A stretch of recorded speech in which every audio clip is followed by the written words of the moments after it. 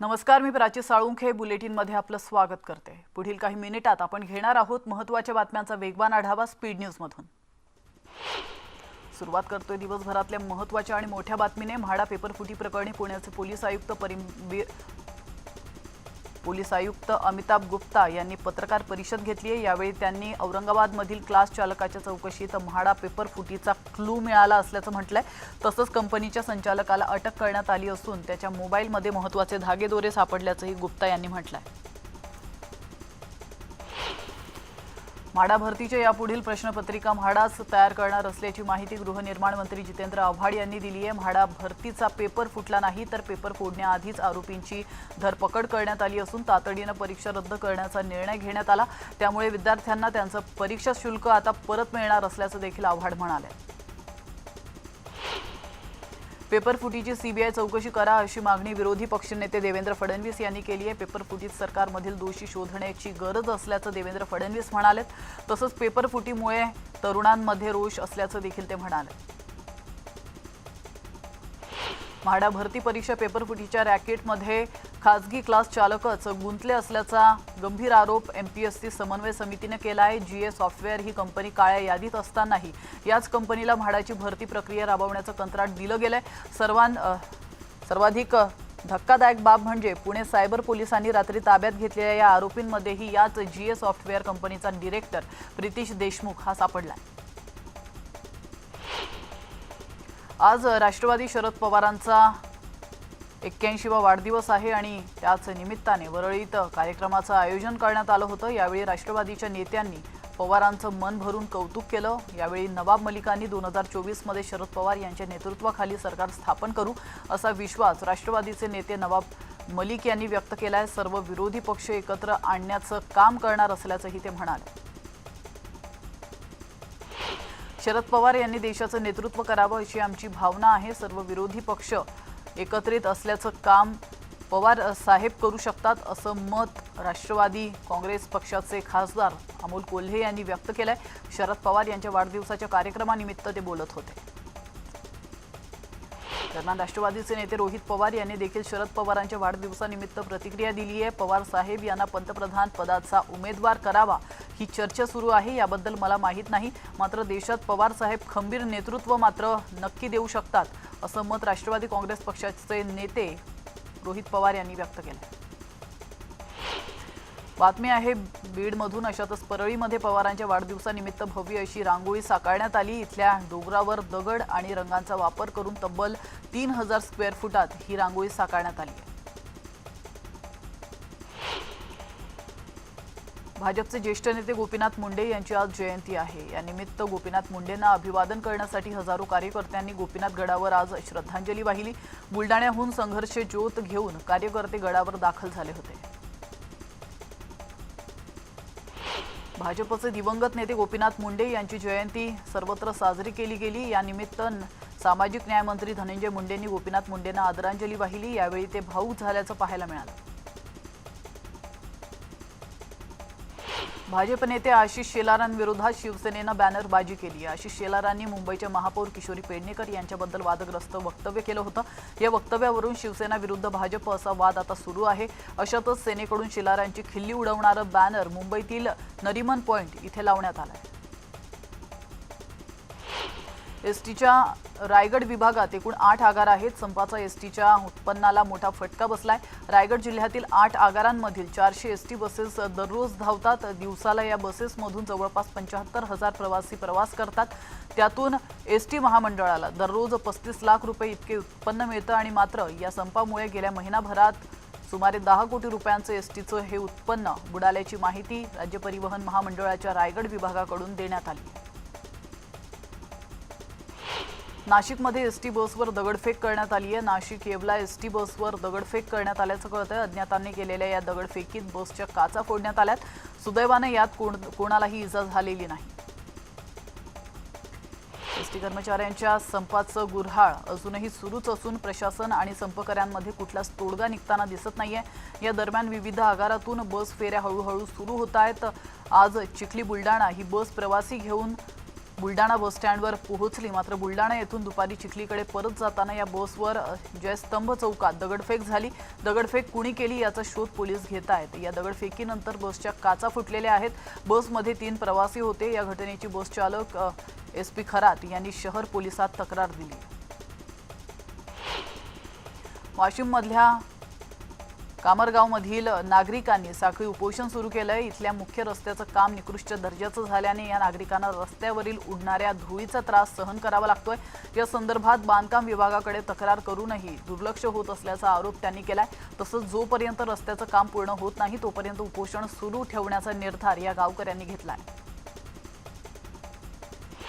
नागपुरात ओमायक्रॉनचा पहिला रुग्ण आढळून आलाय आणि आफ्रिकेतून परतलेल्या नागरिकाला ओमायक्रॉनची लागण झाली आहे। या रुग्णाची प्रकृती आता सध्या स्थिर असून त्याच्यावर उपचार सुरू असल्याचं पालिका आयुक्त बी राधाकृष्णन यांनी म्हटलंय।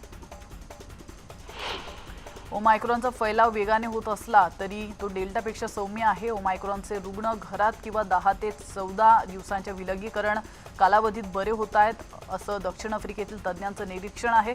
तर भारताला ओमायक्रॉनचा आर्थिक फटका कमी प्रमाणात बसण्याची शक्यता असली तरी लोकांनी प्रतिबंधात्मक दक्षता घेण्याची आवश्यकता केंद्रीय अर्थ मंत्रालयाच्या अहवालात व्यक्त करण्यात आली। जालन्यात सध्या कोविड योद्ध्यांचे हाल होताना पाहायला मिळत आहेत। कोविड लॅबमध्ये जीव धोक्यात घालून काम करणाऱ्या कर्मचाऱ्यांसह डेटा ऑपरेटर्सना 4 महिन्यांपासून पगार मिळालेला नाही। पगाराअभावी कर्मचाऱ्यांवर उपासमारीची वेळ आली आहे। 2 दिवसांपूर्वीच कर्मचाऱ्यांनी आरोग्यमंत्री राजेश टोपे यांची भेट घेतली होती। त्यावेळी टोपेंनी प्रशासनातील अधिकाऱ्यांची चांगलीच कान उघडणी करत तात्काळ पगार देण्याचे आदेश दिले होते। मात्र तरी देखील आरोग्यमंत्र्यांच्या आदेशाला प्रशासनाकडून केराची टोपली दाखवण्यात आली। माथेरानचं आकर्षण असलेली मिनी ट्रेन लवकरच पर्यटकांच्या सेवेत हजर होणार आहे। जून 2019 मध्ये झालेल्या अतिवृष्टीने इथल्या रेल्वे ट्रॅकचं मोठं नुकसान झालंय। त्यामुळे या ट्रॅकच्या दुरुस्तीचं काम युद्ध पातळीवर सुरू असून लवकरच नेरळ ते माथेरान दरम्यान ही ट्रेन धावणार आहे। कोरोना काळात बंद झालेली 40 गाव पॅसेंजर आता मेमू स्वरूपात 13 डिसेंबरपासून धावण्यासाठी सज्ज झाली आहे। सोमवारी सकाळी 8:50 रेल्वे राज्यमंत्री रावसाहेब दानवे हिरवा झेंडा दाखवून मेमू गाडीचा शुभारंभ करणार आहेत। पहिल्या दिवशी ट्रायल रन असल्याने केवळ एकच फेरी या गाडीची होणार आहे। तर दुसऱ्या दिवसापासून अर्थात मंगळवार 14 डिसेंबरपासून या गाडीच्या 2 फेऱ्या होतील। लातूरमध्ये वाहतुकीचे नियम न पाळणाऱ्यांवर दंडात्मक कारवाई करण्यात येणार आहे। नियम मोडणाऱ्यांवरील दंडाच्या रकमेत दुपटीने वाढ करण्यात आली आहे। अशातच वाहतुकीचे नियम मोडल्यास कारवाई करणार असल्याचं परिवहन विभागाकडून सांगण्यात आलंय। नवीन नियमानुसार लायसन्स न बाळगणाऱ्याला 5,000 रुपयांचा दंड बसेल तर हेल्मेट नसल्यास 1,000 रुपयांचा दंड आकारण्यात येणार आहे। कल्याण RTOने शेअर रिक्षांच्या दरात कपात केली असून याचं दरपत्रक कल्याण RTOने जारी केलेलं आहे। त्यात नवे दर देण्यात आलेत। हे नवीन दर सध्याच्या दरांच्या अर्धे आहेत। त्यामुळे नागरिकांमधून समाधान व्यक्त होतंय तर दुसरीकडे रिक्षा चालक मात्र नाराजी व्यक्त करतात।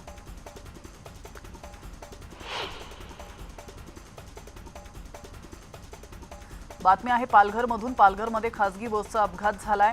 गुजरातहून मुंबईला ही बस जात होती। यावेळी मेंढवण खिंड परिसरात चालकाला वळणाचा अंदाज आला नाही आणि चालकाचं नियंत्रण सुटल्याने ही बस थेट डिवायडरला धडकली। या सुदैवानं कोणालाही गंभीर दुखापत झाली नाही। मात्र 6 प्रवासी किरकोळ जखमी झाले। करमाळामधील शेतकरी 6 कोटी रुपयांचे ऊस बिल सनदशीर मार्गाने मागणीसाठी मकाई सहकारी साखर कारखान्यामध्ये गेल्यावर कारखान्याचे चेअरमन दिग्विजय बागल यांनी शेतकऱ्याला मारहाण केली। यावेळेस जीवे मारण्याची धमकी देखील देण्यात आली। या घटनेचा सर्व पक्षीयांनी जाहीर निषेध करत मुजोर चेअरमनच्या मुसक्या आवळून त्याला तात्काळ अटक करावी अशी मागणी करण्यात आली आहे। थंड हवेचं ठिकाण असलेलं माथेरान हत्येच्या घटनेनं हादरलंय। माथेरानमध्ये एका 27 वर्षीय महिलेची हत्या झाल्याची खळबळजनक घटना घडली आहे। माथेरान रेल्वे स्थानकासमोरील बंद असलेल्या खोलीत महिलेचं शिर नसलेला निर्वस्त्र मृतदेह आढळून आलाय। दरम्यान महिलेसोबत फिरायला आलेल्या व्यक्तीनेच ही हत्या केली असावी असा अंदाज व्यक्त केला जातोय।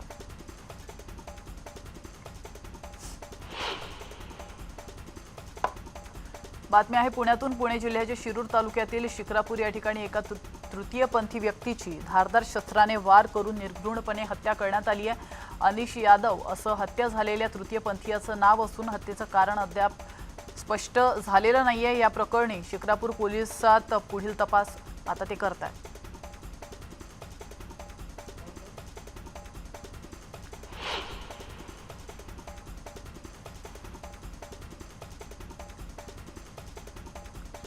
भुसावळमधील प्रेरणानगर परिसरात एकाच कुटुंबातील 4 जणांनी विषप्राशन करून आत्महत्येचा प्रयत्न केलाय। प्रेरणानगर येथील गोकुळधाम रेसिडेन्सीमध्ये ही घटना घडली आहे। रिक्षा चालक विकास भुळे यांची पत्नी आणि 2 मुलांसह रात्रीच्या सुमारास विषारी औषध सेवन करून कुटुंबातील 4 सदस्यांनी आत्महत्या केल्यानं खळबळ उडाली आहे।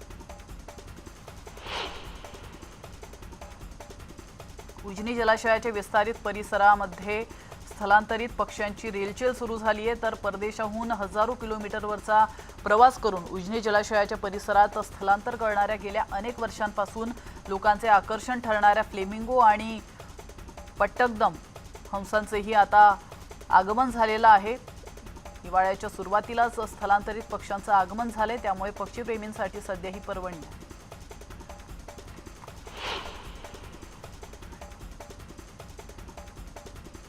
पंतप्रधान नरेंद्र मोदी यांचं ट्विटर हँडल आज सकाळी काही वेळासाठी हॅक करण्यात आलं होतं। ट्विटर अकाउंट काही वेळाने पुन्हा सुरळीत करण्यात आलं, मात्र अकाउंट हॅक केल्यानंतर काही वेळातच हॅकर्सनी क्रिप्टोकरन्सीला प्रोत्साहन देणारे एक ट्विट केलं होतं। नंतर हे ट्विट डिलीट करण्यात आलंय।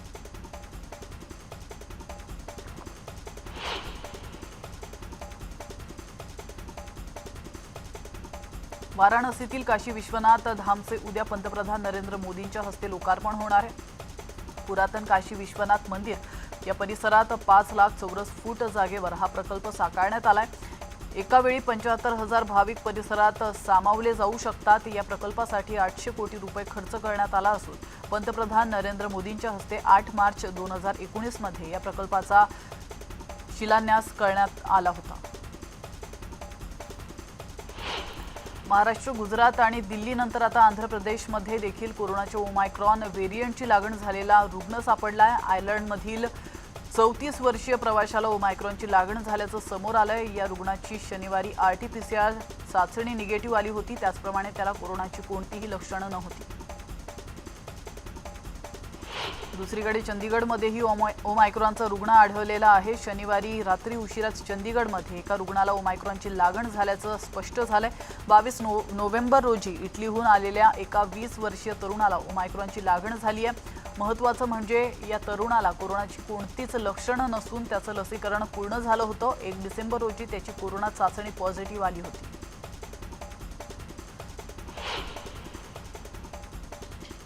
इथं घेतो एक छोटासा ब्रेक, लगेचच परत येतो। तुम्ही पाहत राहा स्पीड न्यूज।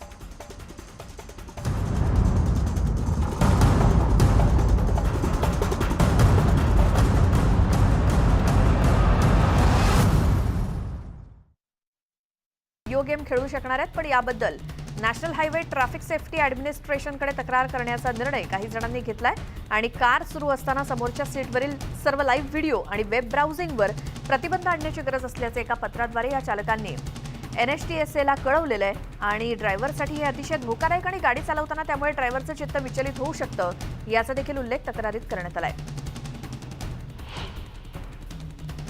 ब्राझीलमध्ये लसीकरण न झालेल्या आंतरराष्ट्रीय प्रवाशांना 5 दिवस क्वारंटाईन राहावं लागणार आहे। आरोग्य, न्याय आणि पायाभूत सुविधा विभागाचे मंत्री आणि सरकार यांनी जारी केलेला निर्णय गुरुवारी देशाच्या अधिकृत राजपत्रात प्रकाशित करण्यात आलाय। अध्यक्ष जैर बोल्सोनारो यांचंच लसीकरण झालेलं नसताना तेच या निर्णयाची अंमलबजावणी करणार आहेत। कोणत्या प्रवाशांना क्वारंटाईन करण्याची गरज आहे याची माहिती आणि अंमलबजावणी ब्राझील किती प्रभावीपणे करू शकेल याबद्दल मात्र काहीही स्पष्ट करण्यात आलेलं नाही। ब्राझीलला येणाऱ्या प्रवाशांनी त्यांच्या मूळ देशात प्रवासाआधी निगेटिव्ह RT-PCR रिपोर्ट दाखवणं आवश्यक आहे।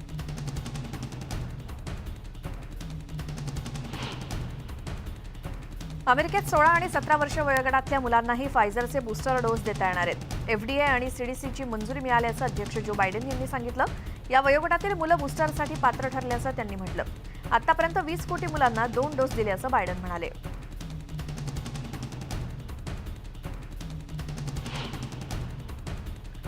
इटलीची राजधानी रोमपासून काही अंतरावर असलेल्या समुद्रकिनाऱ्यावर पाण्याचा मोठा तुषार फिरला।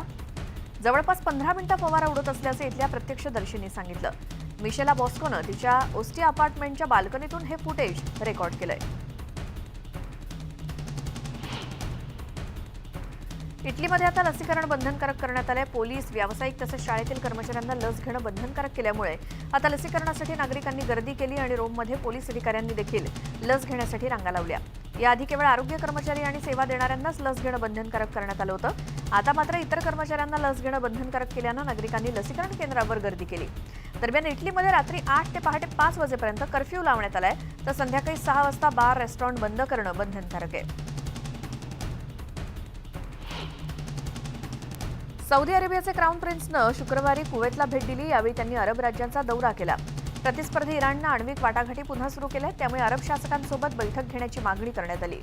दरम्यान यावेळी बिन सलमान यांचे कुवेतचे युवराज शेख मिशाल अल सबाह यांनी स्वागत केलं. सौदी क्राऊन प्रिन्स यांनी दौऱ्यादरम्यान द्विपक्षीय संबंध, इराणशी सततचा तणाव, येमेनमध्ये सुरू असलेलं युद्ध आणि इतर प्रादेशिक संकटांवर चर्चा केली. फिलिपिन्सचे अध्यक्ष रॉड्रिगो दुतर्ते यांच्या पुतळ्याची आंदोलकांनी नासधूस केली. शुक्रवारी शेकडो आंदोलक मनिला इथे जमले. फिलिपिन्समधील नागरिकांनी रस्त्यावर उतरून निषेध नोंदवला. यावेळी आंदोलकांनी हत्या थांबवा, स्वातंत्र्याचं रक्षण करा आणि जंग टेरर लॉ अशा घोषणा असलेले फलक हातात घेऊन निषेध नोंदवला. फिलिपिन्समधील मानवाधिकारांची स्थिती अतिशय उदासीन असल्याचं इथले नेते रेनाटो रेयेस यांनी म्हटलं. लंडनमधील उच्च न्यायालयानं असांजला मानवतेनं वागणूक दिली जाईल अशी याची हमी देण्यासाठी अमेरिकेचं आश्वासन पुरेसं आहे असा निर्णय दिलाय. तसंच कनिष्ठ न्यायालयाच्या न्यायाधीशांना प्रत्यार्पणाची विनंती गृहसचिवांकडे पुनरावलोकनासाठी पाठवण्याचे निर्देश दिले. युकेतील गृह सचिव असांजचे प्रत्यार्पण करायचं की नाही याचा अंतिम निर्णय घेणार असल्याचं सांगण्यात आलं.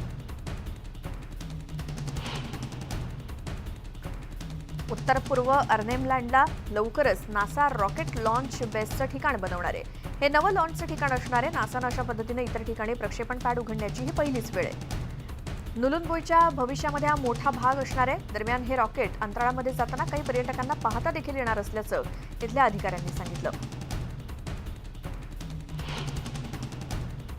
नाटोचे सरचिटणीस जेन्स स्टोलनबर्ग यांनी शुक्रवारी रशियाला युक्रेनच्या सीमेभोवतीची परिस्थिती कमी करण्यास सांगितलं. फ्रेंच परराष्ट्र आणि संरक्षण मंत्र्यांसमवेत संयुक्त पत्रकार परिषदेत बोलताना जेम्स स्टोलनबर्ग म्हणाले की रशियानं मुत्सद्देगिरीकडे परत जाणं आवश्यक आहे आणि फ्रान्सचे परराष्ट्र मंत्री जीन येवेस ले ड्रियान यांनी पत्रकारांना आणखी पुढे जाऊन सांगितलं की युक्रेनच्या अखंडतेवर कोणत्याही हल्ल्याचे मोठे धोरणात्मक परिणाम होतील आणि नाटोनं अमेरिकेचे अध्यक्ष जो बायडेन आणि रशियाचे अध्यक्ष व्लादिमीर पुतीन यांच्यातील संवादाचं स्वागत केलं.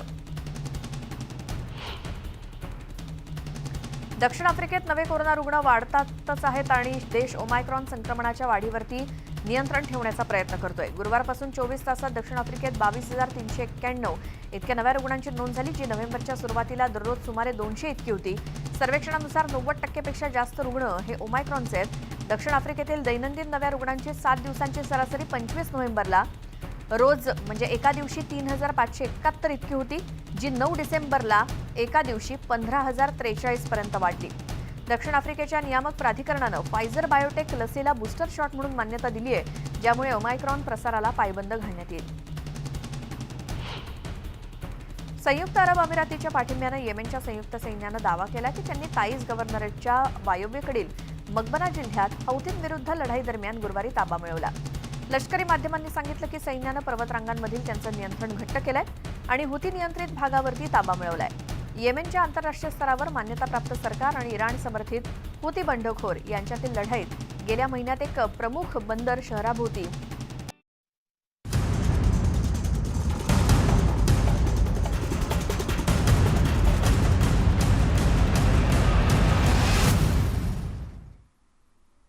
ब्रेकनंतर पुन्हा एकदा आपलं स्वागत आहे आणि पुन्हा एकदा आपण घेणार आहोत उर्वरित बातम्यांचा वेगवान आढावा. सुपरस्टार रजनीकांत यांचा आज 71वा वाढदिवस आहे. रजनीकांत यांच्या वाढदिवसानिमित्त त्यांच्यावर शुभेच्छांचा वर्षाव होतोय. सामान्यांपासून विविध क्षेत्रातल्या मान्यवरांनी रजनीकांत यांना सोशल मीडियावरून वाढदिवसाच्या शुभेच्छा दिल्या. विकी कौशल आणि कतरिना कैफच्या लग्नाचे आणि हळदीचे फोटो तर तुम्ही पाहिलेच असतील. आता मेहंदी आणि संगीत सेरेमनीचे फोटोज देखील समोर आलेत. विकी आणि कॅटने मेहंदी आणि संगीत सेरेमनीचे काही सुंदर फोटोज आपल्या इन्स्टा अकाउंटवर शेअर केलेत. मेहंदी ता सजदी या कॅप्शनसह कतरिनाने आणि विकीने हे फोटोज शेअर केलेत. काही मिनिटातच या दोघांच्या लग्नाच्या फोटोंना लाखो लाईक्स मिळाले होते. आता मेहंदी आणि संगीत सेरेमनीचे फोटोही तुफान व्हायरल होत आहेत. नुकतंच कतरिना कैफ आणि विकी कौशल हे विवाह बंधनात अडकले आहेत. लग्नानंतर लगेचच पाहुण्यांना भेटवस्तू पाठवायला विकी आणि कतरिना विसरले नाहीत. कंगना राणावतने तिच्या इन्स्टावर स्टोरीवर विकी कौशल आणि कतरिना कैफने पाठवलेल्या भेटवस्तूंचा फोटो इंस्टाग्राम हँडलवर शेअर केलेला आहे. या चित्रात फुलांची सजवलेली बास्केट दिसते. ती कतरिना आणि विकीने पाठवली आहे. विकी कौशल आणि कतरिना कैफ या नवविवाहित जोडप्याने पाठवलेले हे स्वादिष्ट देसी तुपाचे लाडू भेटवस्तूसाठी तुमचे आभार आणि शुभेच्छा असं कॅप्शन कंगनाने या फोटोला दिलं. मराठमोळी अभिनेत्री अंकिता लोखंडे हिच्या विवाहाची चर्चा देखील जोरात सुरू झाली आहे. अंकिता आपला प्रियकर विकी जैन सोबत लग्नगाठ बांधणार आहे. सध्या त्यांनी केलेलं प्री वेडिंग शूट हे चर्चेचा विषय ठरत आहे. अनेक चाहत्यांनीही त्यांच्या या प्री वेडिंग शूटला पसंती दर्शवली आहे. अंकिता लोखंडेनं अगदी बॉलिवूड स्टाईलनं आपल्या लग्नाचं प्री वेडिंग फोटोशूट केलंय.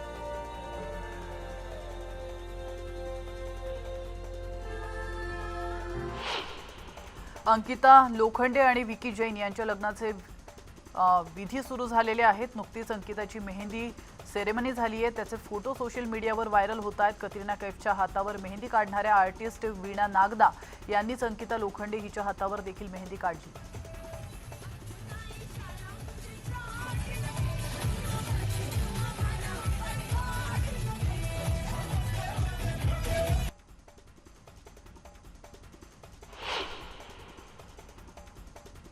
आणि यासोबतच बुलेटिनमध्ये वेळ झाली. इथंच थांबण्याची, मात्र तुम्ही कुठेच जाऊ नका. पाहत रहा न्यूज 18 लोकमत.